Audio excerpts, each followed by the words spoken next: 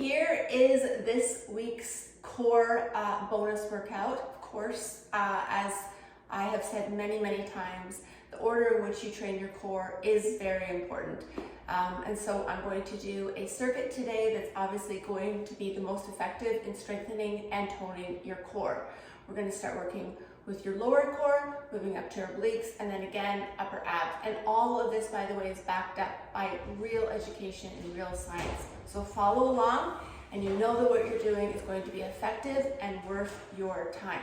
So we're going to do a 1 minute set, and then we're going to give ourselves a 30-second break. Now, for some of you, holding this movement for 1 minute is going to be way too difficult. So just you hold it for as long as you can. Make sure that you write in the notes portion of the app how long you've done. So if you try this again in a couple of weeks to come, you can see if you in fact improve. So if you start feeling too much tension in your lower back, that means the lower back is kicking in. You definitely want to just take a little bit longer rest, or don't go for the full minute. So we're going to do 1 minute on, 30 seconds off, 3 exercises, and that's it for today.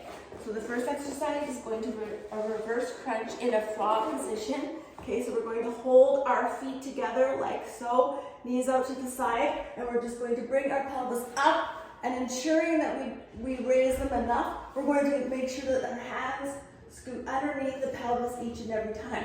So I like to keep my head up just because it keeps my back flat. But if that's just too much on your neck, then you can absolutely keep that head down. So keep those knees out to the side, dropping down so you're touching your feet down to the ground, but you're not resting here at the bottom.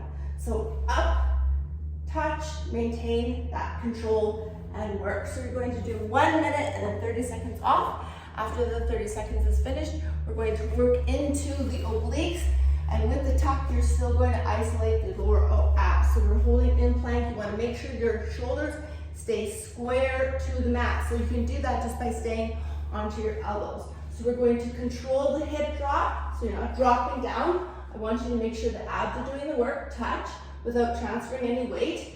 Touch, touch, and then drive the knee in. So all control, so not resting here, right? And stay engaged, just keeping your shoulders square through the entire movement.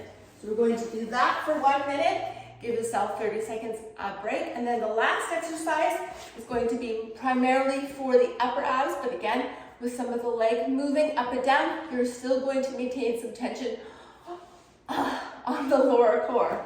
So this is what it looks like. You're going to keep your legs straight, crunch up, give yourself a little bit of a hug, come down.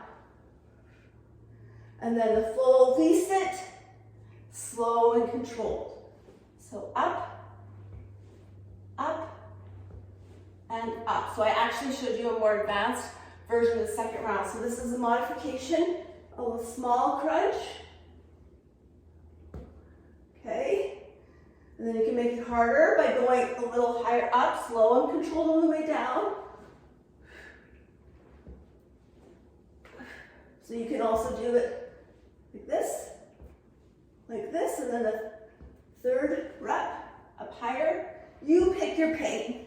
Okay, so you're gonna really feel that more in the upper abs, but again, because we are doing a leg lower, your lower abs are also getting worked quite a lot. So there you have it. There's your core challenge for today. 1 minute on, 30 seconds off, 1 round, but take as long of a rest as you need. Just make sure that you write it in your notes so you know where you started and where you need to get to.